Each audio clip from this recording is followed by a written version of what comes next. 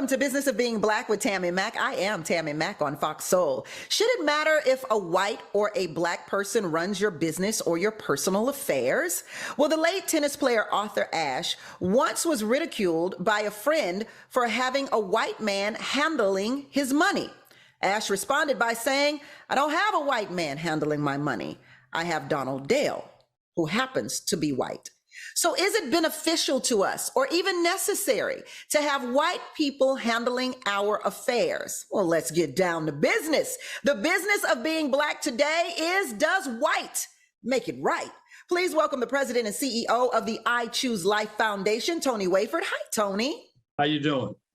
Very good. Welcome to the show. Thank you. Educator and the co-founder of Ed Anime Productions, Dr. Ma'at is with us again. Hi, Dr. Ma'at. Hi, Tammi. Peace and love to you. Yes, the managing partner of the Ovation Agency, Thornell Jones Jr. Hi, Thornell. Welcome to the show. Thank you, Tammi Mack. It's nice to see you. Social media consultant LaJuan Moses is with us today. Hi, LaJuan. Hi, Tammi. And the executive director of Curly's House Food Bank, Laverne Spicer. Hi, Laverne. Hi, Tammi. Thanks for inviting me on. How's that food bank going? Oh, very busy today. Good, good. Thank you for all your service that you do. So let's get things kicked off. The title of the show is The Business of Being Black. Therefore, I handle Black business. I want to know, why should Black people care about white folk handling their business? Why should Black people care if the white man's ice is colder? I'm going to kick it off to you, Tony.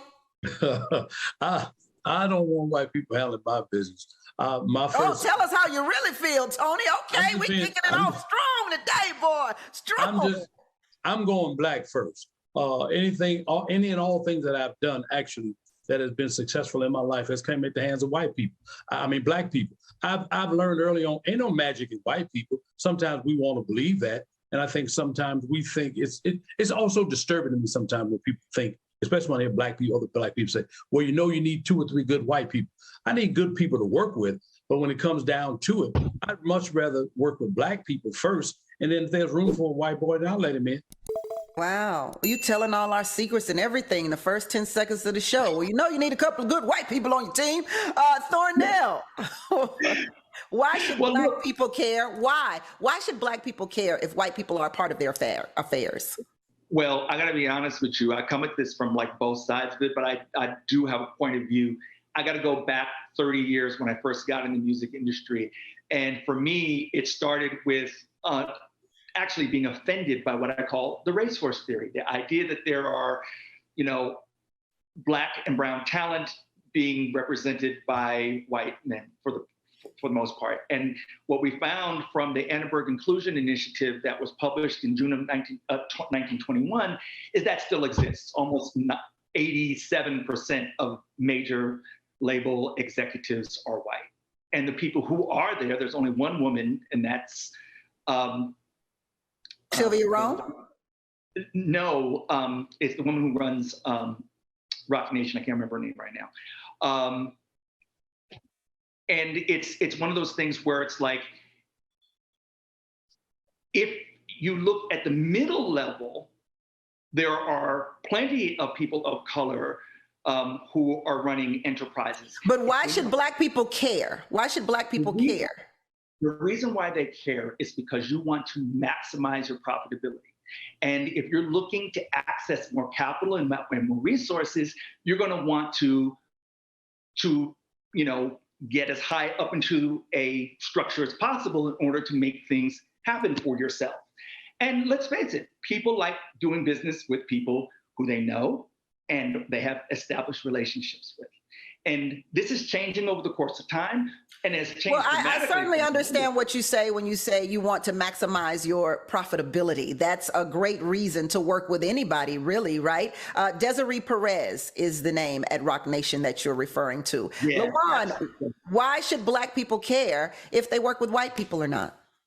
Well, I will say no, white does not make it right. However, when we look at the structure of things that we do, it's about position, access, and voice. So a lot of times, yes, we have the voice, our voice is not diminished, but when we look at the top positions, the leadership positions, the areas that we're looking to go, it helps to have white people on our side, white people as advocates, as allies in this business that we're getting done, because they can perhaps be that forefront and that advocate for us and working alongside us. So it's not that they're doing everything for us and they are right because they're white. It's just the fact that a lot of times when it comes down to it, people are already counting you out because of how you look, how you present. So when you're able to align yourself with a white ally, with a white advocate, then they're able to help you be that voice to get more access, more opportunities, and into more positions.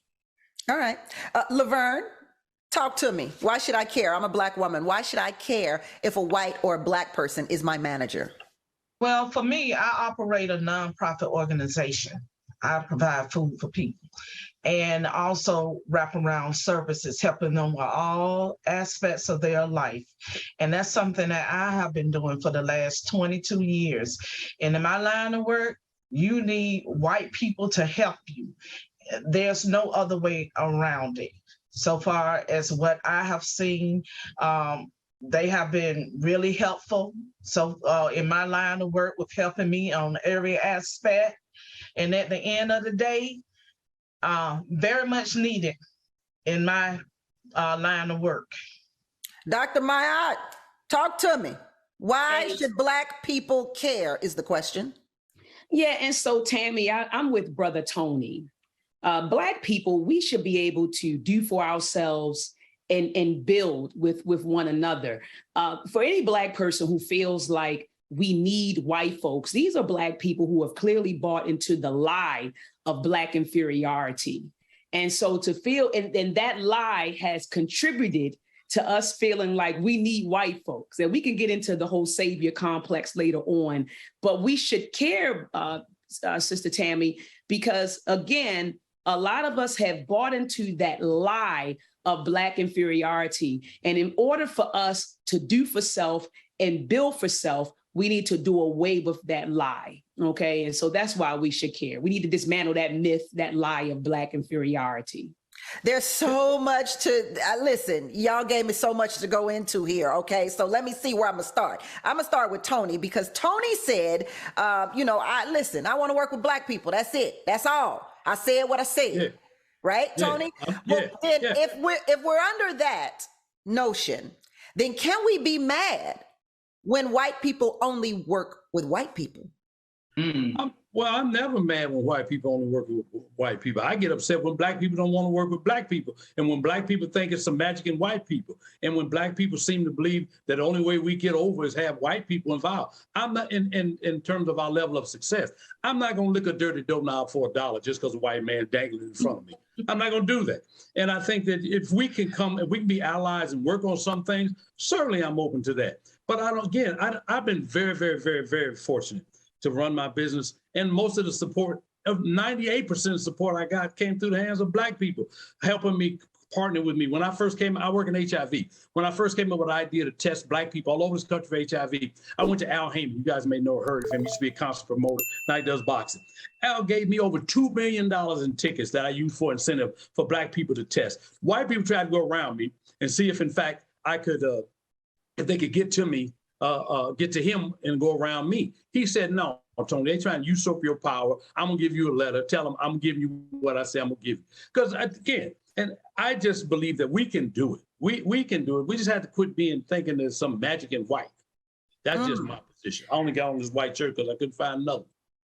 You could, but you got a Black one underneath. I'm telling you. I'm done with you already, Tony, and the show ain't even started. Thornell, is there white in magic? We talk about all this Black girl magic, this Black boy magic. Is there magic in white people too? I don't think that there's magic in it. I just think that, that it at some level, maybe it's cultural. And, I remember when I worked at A&M Records in 1996, there was a summer training program that was started by a white man, Herb Alpert, to actually develop the networks of young Black and brown people in the music industry through summer internships so they could develop their own networks and eventually ascend to the top. At this point, for example, there's only one Black head of a major publishing company, and that's John Platt. The only reason why I know him is because I was in the room. I've been, a member of a number of Grammy committees, et cetera, and we met in the early 2000s and we maintain a relationship to this day. But that's only because I was in the room. You got to get in the room in order to ascend. And so when you talk about ascending, that's a good point. Well, when you talk about ascending, it takes me to what LaJuan was saying: position, access, and voice. So why is it we can't utilize, LaJuan, our own position, access, and voice, and we need the help of, or the positioning of a white person, the access of a white person, or the voice of a white person to ascend, as Thornell says? So I feel that we can use our own voices, but it comes down to the fact of, again, the culture, the society, the way that things are designed. It's really, you're counted out. A lot of times Black people are counted out before we even get our foot in the door. So yes, we have the voice, yes, we have the position, but a lot of times it's that thing of who you know, not what you know. So when it comes to that part of it, it's the fact of right now, white is leading the leadership positions and all of that. So it's not necessarily saying that we need the white to make it right, but it's the fact that if we're partnering, if we're allying, if we have the inclusion part of it, then we're working together towards a common goal. So it's not they're coming to save us. It's them coming in to work with us and recognizing that, hey, I may need to partner up with you so that we can go to the next level. I want to tap into that specifically about the music camp you talked about, Thornell, when we return. I want to know, when white people help Black people, is it really to help us ascend or to help them ascend? We'll respond when we return on the Business of Being Black. Welcome back to Business of Being Black with Tammi Mack. I am Tammi Mack. And the business of being Black today is the white man's ice colder? Does white make it right?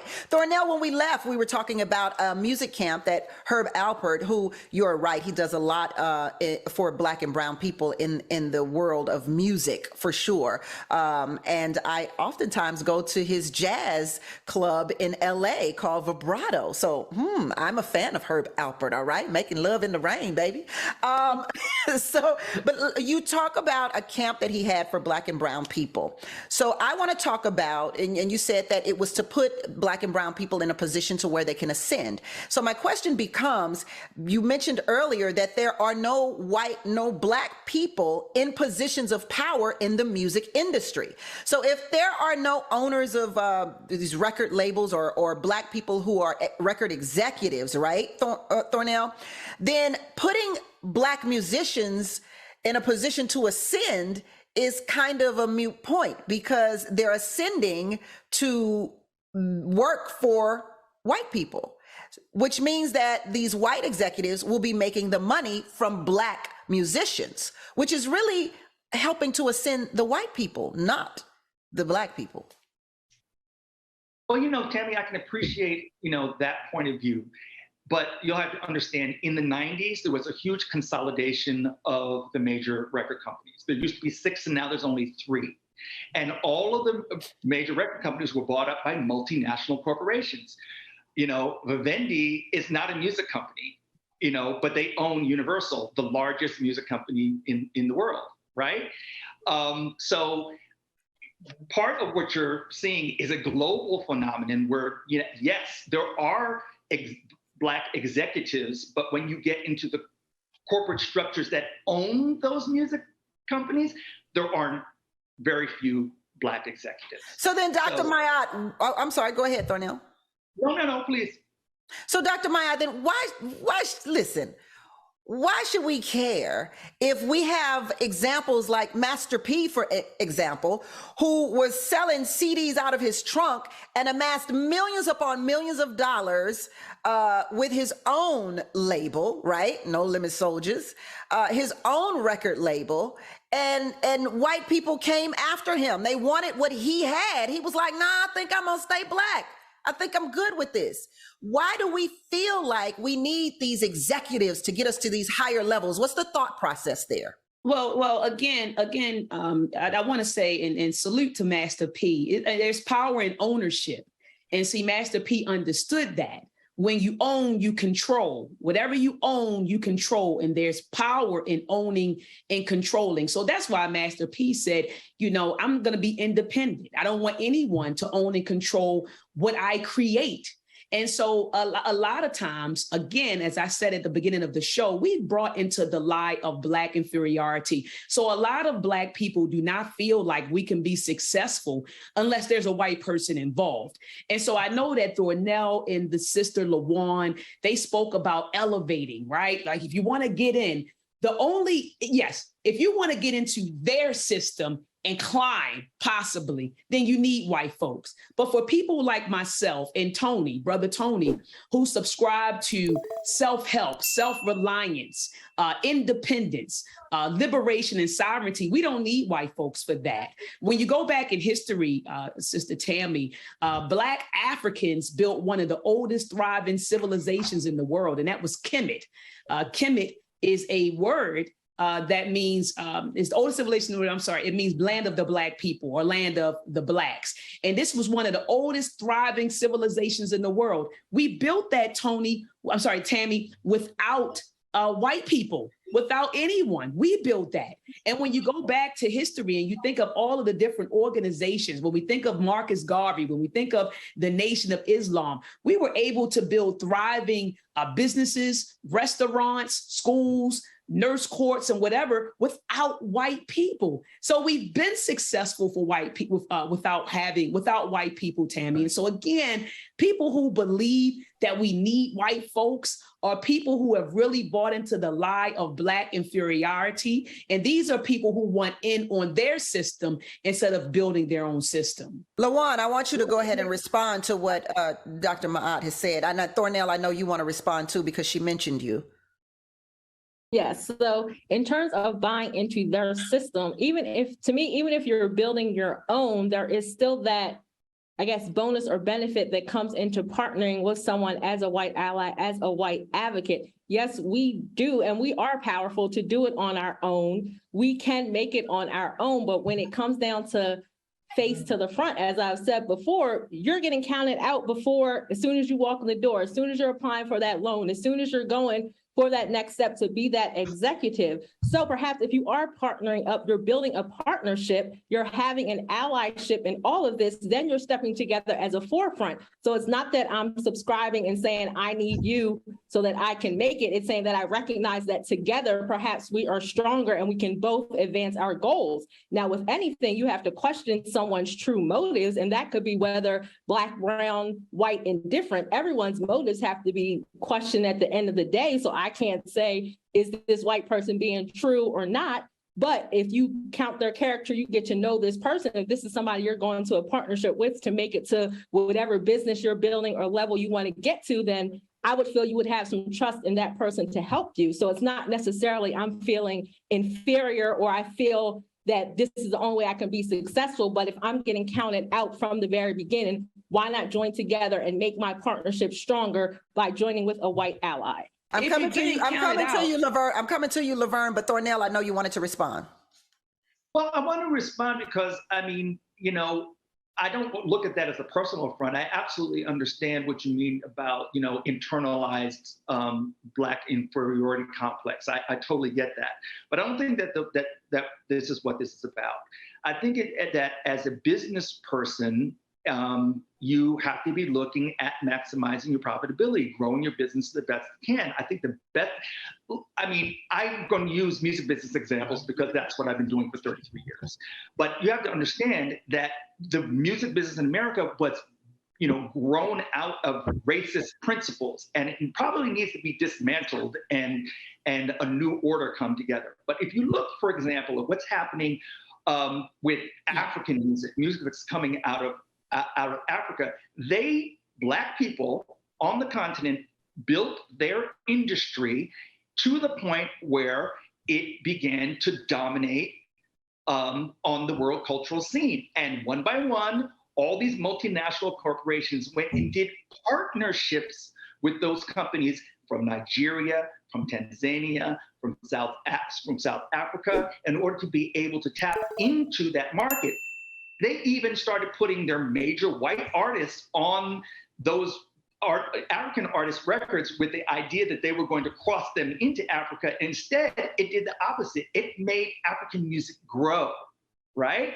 So here we are in a situation where we talk about what LaJuan is talking about is having partnerships with people who understand about maximizing profitability. Thornell, I understand what you're saying, but you're going to have a very hard time convincing anybody that, that white people in the record business, in the music business, were ever out to partner with Black people. They've been stealing our music since Little Richard said so. Okay, so that's a hard pressed one. I mean, when Michael Jackson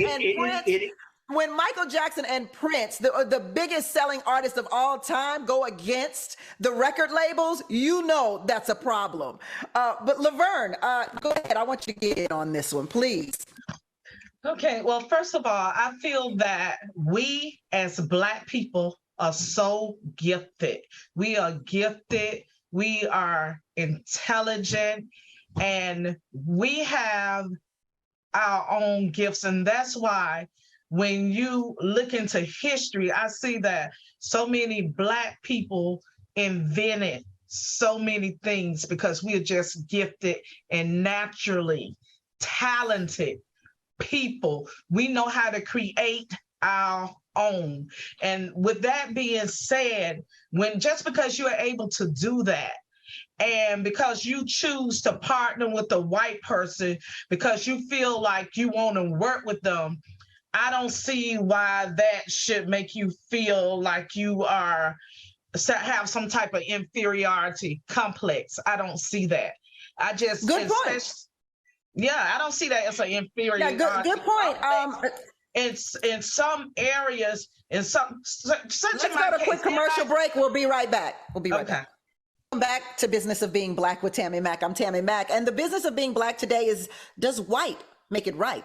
Please welcome the president and CEO of the I Choose Life Foundation, Tony Wayford, educator and the co-founder of Ed Anime Productions, Dr. Ma'at, the managing partner of the Ovation Agency, Thornell Jones Jr., social media consultant, LaJuan Moses, and the executive director of Curly's House Food Bank, Laverne Spicer. So I want to get into a different segment of what it means for white people to help Black people. Let's take a specific instance like Kim Kardashian. She used her celebrity status to lobby the Trump administration to release low-level drug offenders from prison. Could she have gotten those people out of prison if she was Black? But more than that, I want to know, she came to the rescue of several low-level drug offenders when no Black person did. Tony, talk to me about that.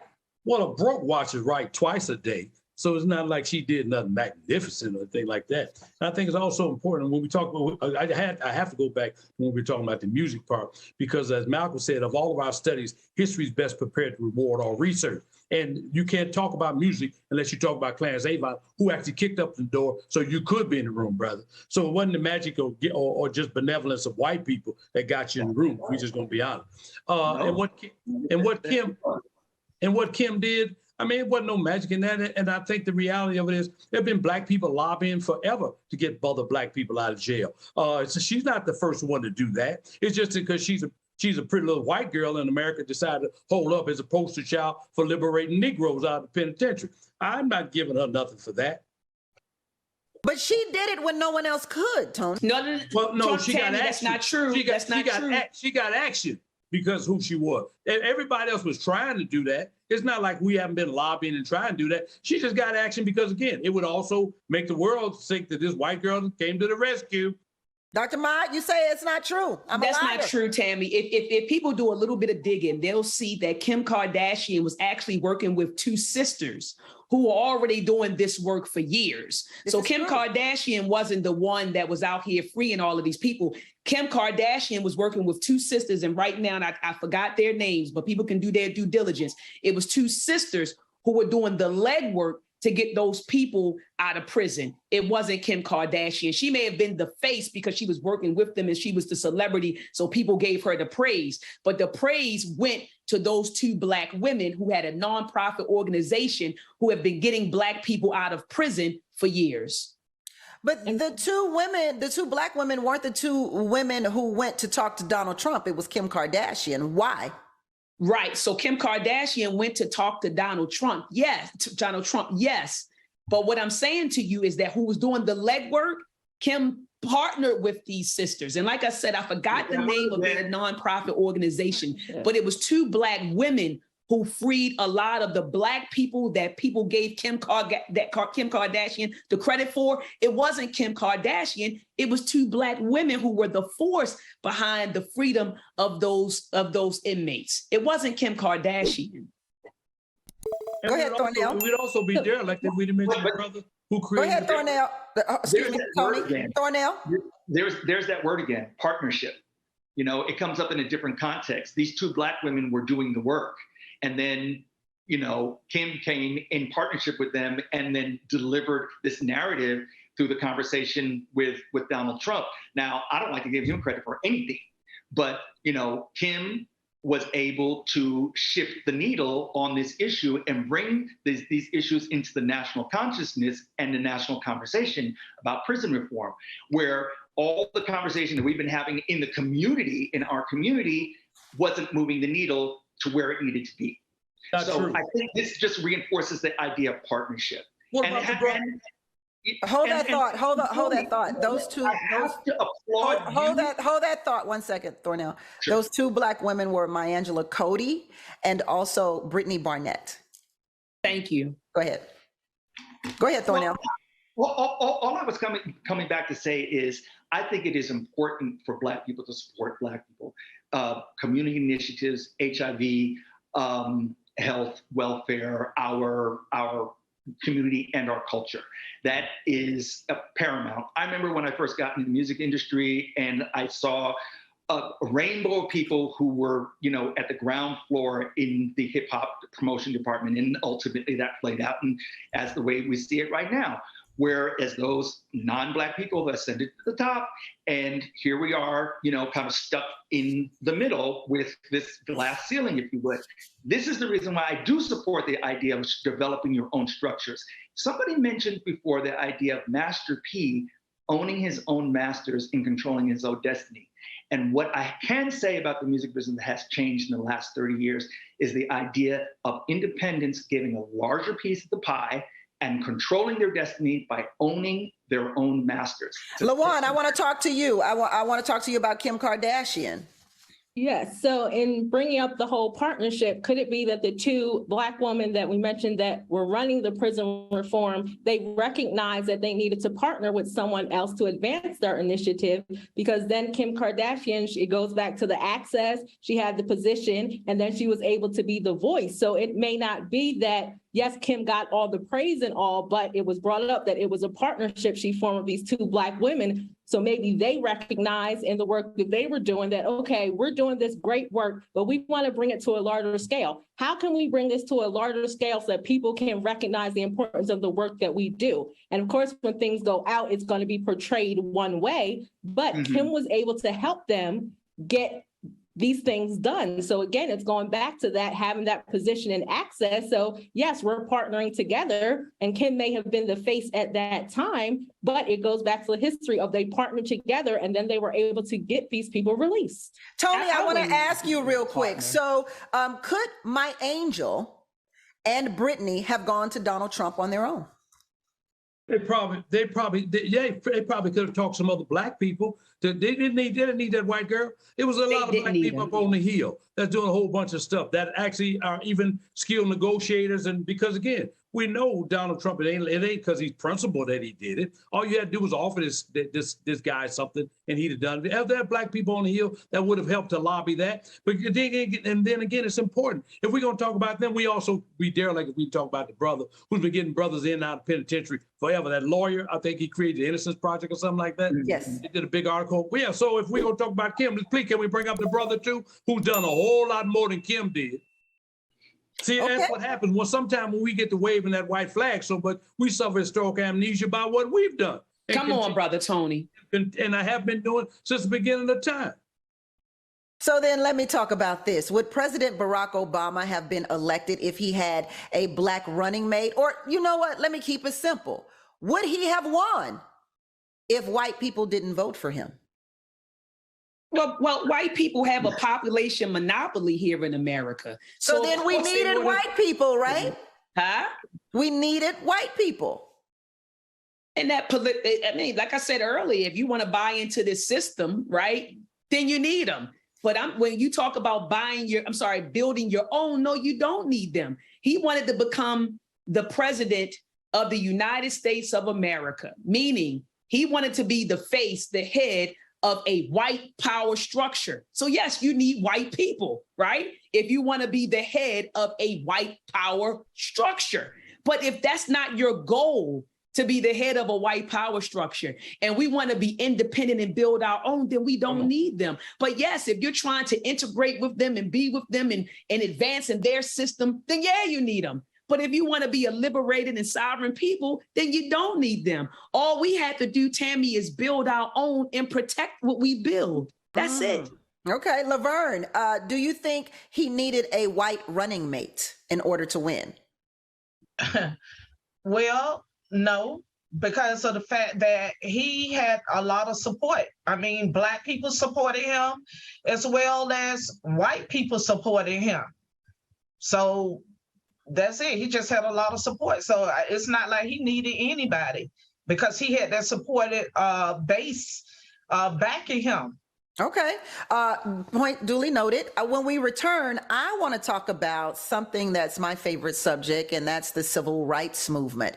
I want to talk about white people being allies in the civil rights movement, and were they necessary for us to progress in the way that we have today? Or, as Tony suggested, am I forgetting? Am I leaving out our own history and what we've done? We'll talk about it when we return on The Business of Being Black with Tammi Mack on Fox Soul. We'll be back. Welcome back to The Business of Being Black with Tammi Mack. I'm Tammi Mack, and the business of being Black today is white right? Does white make it right? Is the white man's ice cold, or do we need white people in order to ascend in America? A couple of my panelists say, hail to the no, and a few of them say, listen, profitability is what America is based on, and if you want to profit, you need to holler at the white man. All right. Tony's laughing at me on that one. Let's talk about the civil rights movement. Would the civil rights movement have made the same amount of progress if there were no white people on our side? And I say that because, honestly, white people significantly helped in the movement. They were our allies in every way. Some of them, when we talk about the freedom riders, we talk about James Zerg, who was one of the freedom riders who got ripped to pieces, shredded to pieces for helping Black people. When we talk about even the grandest of the Olympics, where we had the brothers holding up the power sign, the Black power sign. We can't forget about Peter Norman, who wore the pin in protest as well. So we can't forget about those white people who gave us rides during the bus boycotts. How do we not need white people, Dr. Mayat? Y'all sounding crazy to me now. Well, Tammi, I mean, when you think about the civil rights movement, and salute to those brothers and sisters. I know that some people have their criticisms of the civil rights movement, and so there were white people, and we would be being dishonest to say that there weren't like white people who assisted.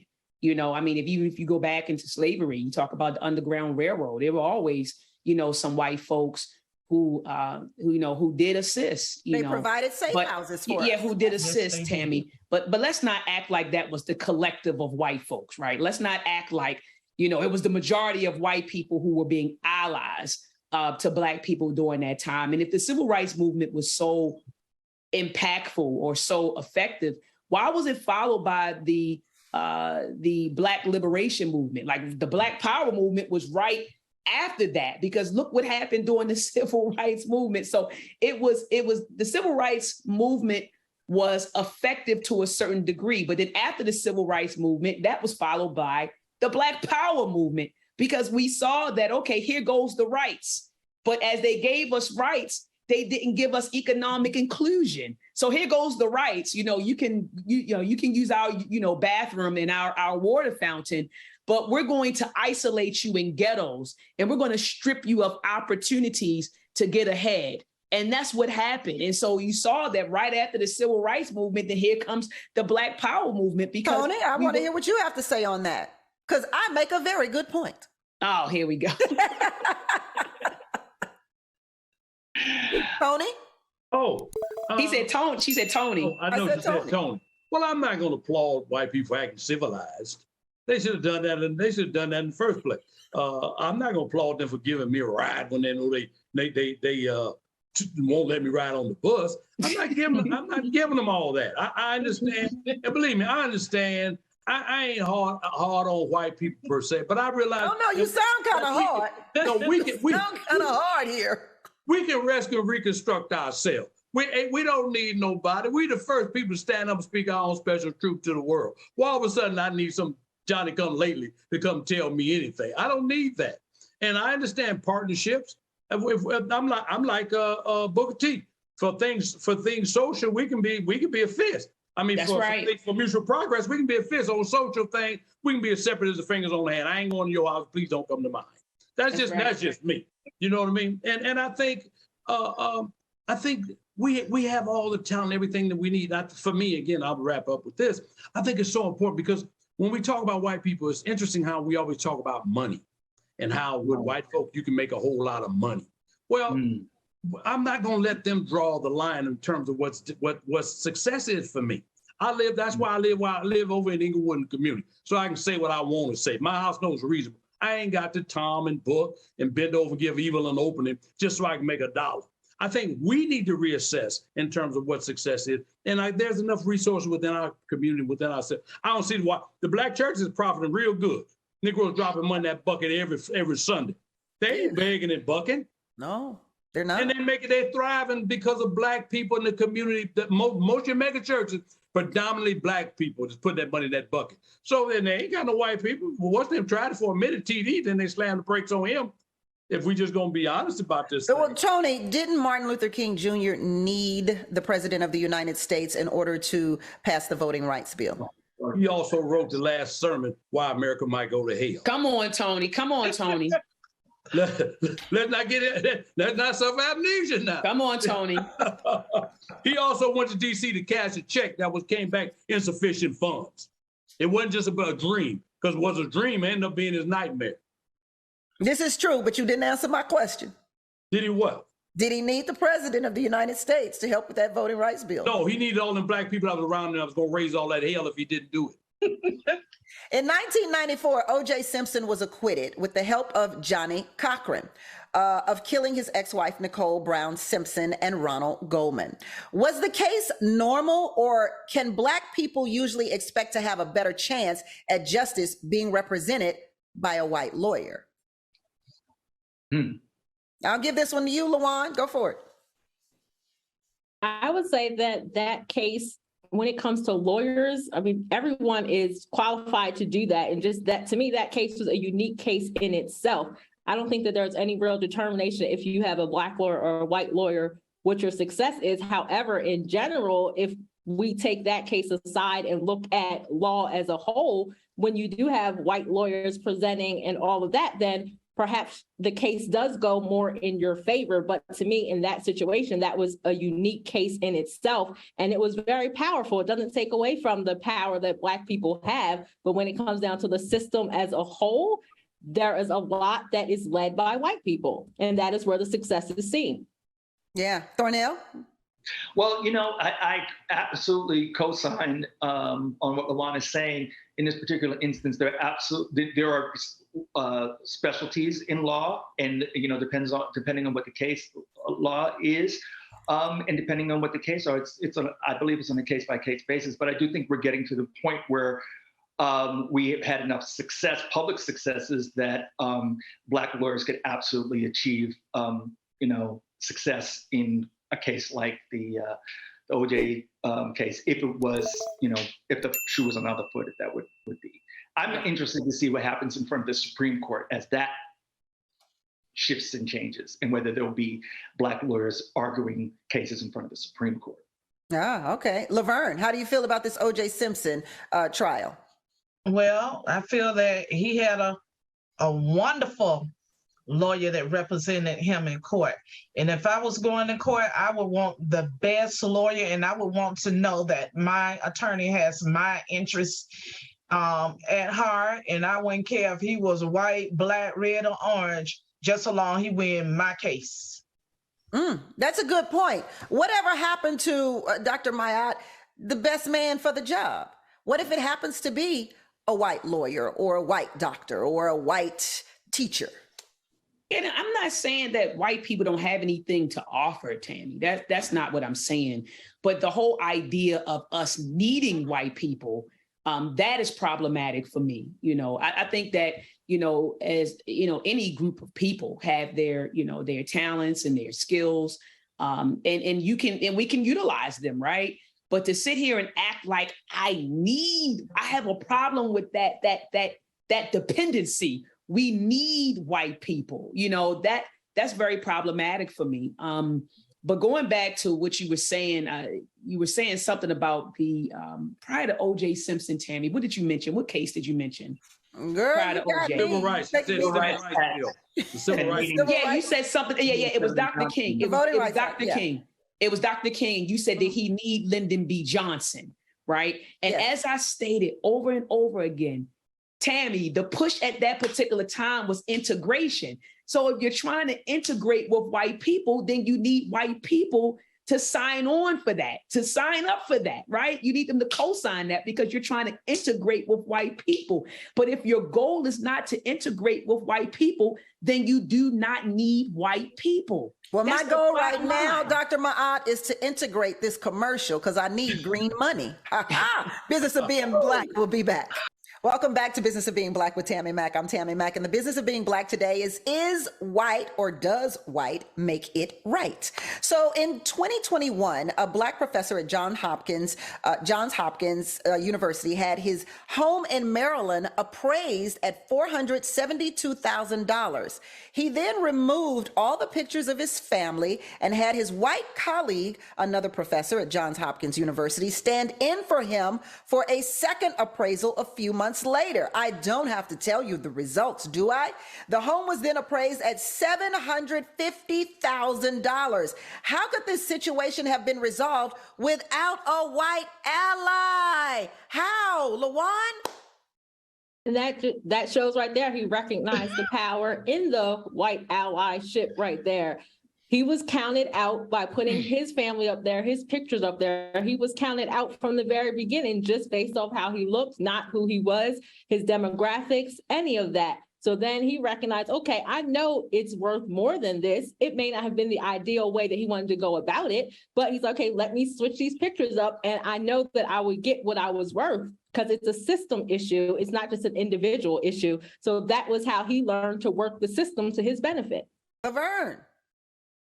Well, there goes to show you that he knew, that the house was worth so much more money than what it was appraised at. So he did what he needed to do to handle his business.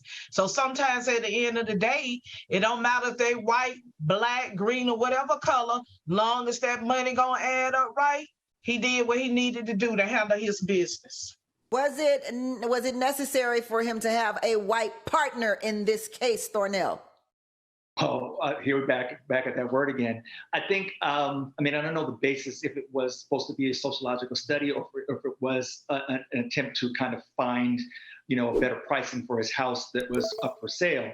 But I think that it was smart for him to reveal the disparity, and utilizing his white colleague was absolutely the best way to do that, because it highlights for us an ongoing problem in redlining and Black housing values in Black neighborhoods. He was trying to refinance his home. How could he have done that, Tony, without the white man who helped him?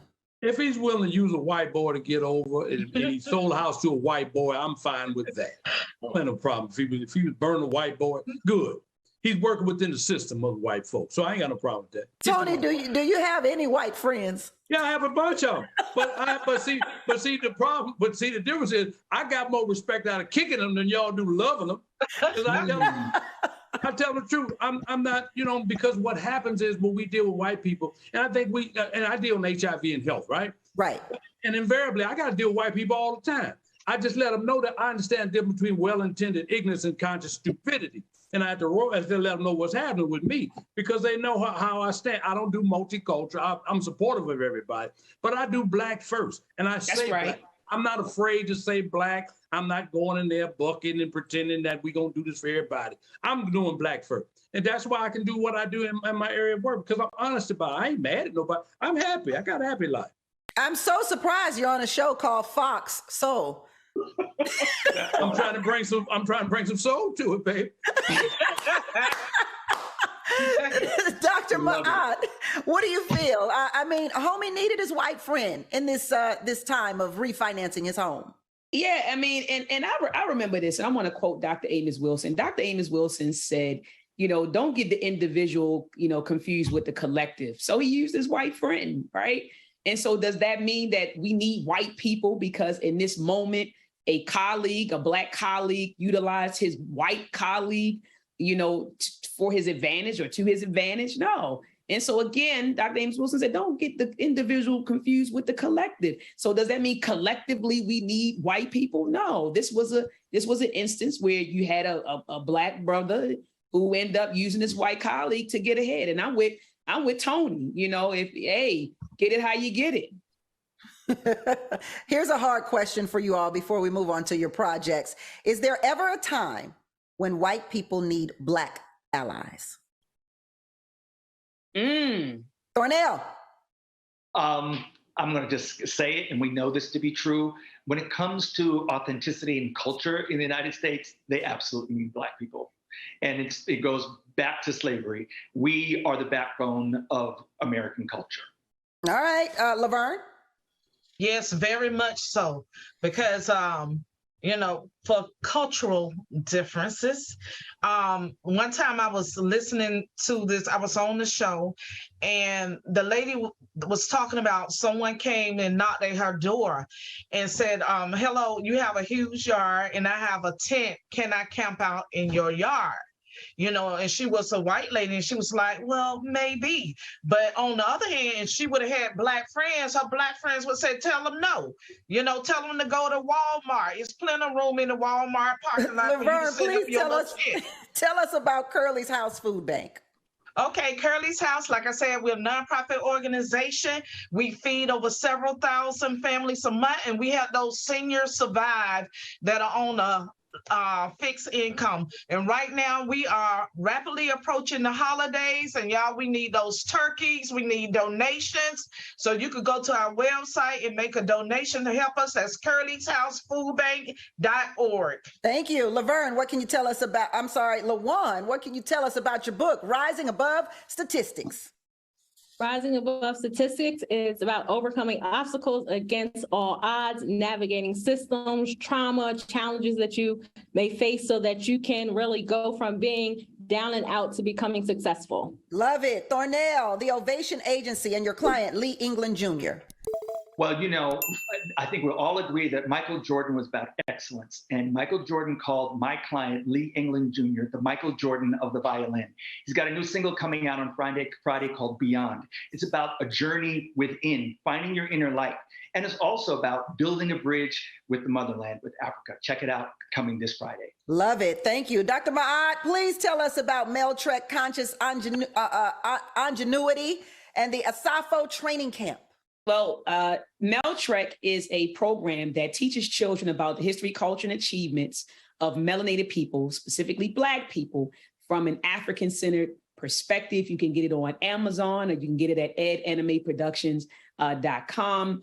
Conscious Ingenuity is a program that utilizes STEAM, science, technology, engineering, art, and mathematics to build character, confidence, and capabilities.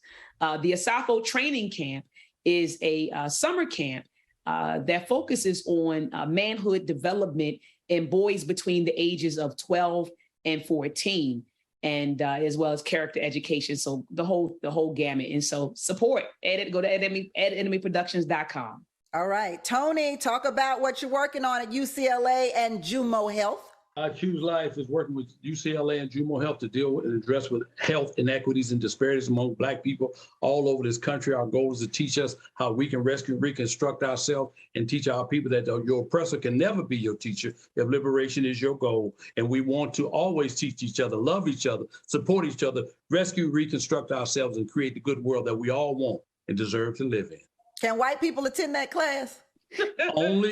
Only if they come with a pass, and then I got to watch them. A pass? Okay.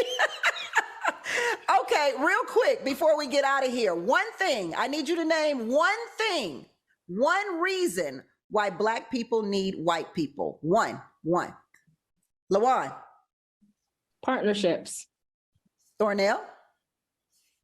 Partnerships. Laverne. Partnerships. Okay. Dr. Maat, one thing. We don't. That was two. Dr. Maat. Tony, take us home. To know what not to do. Thank you so much. That is The Business of Being Black with Tammi Mack on Fox Soul. Thank you, Tony, LaJuan, Laverne, Thornell, and Dr. Mayat. I'm Tammi Mack on Fox Soul.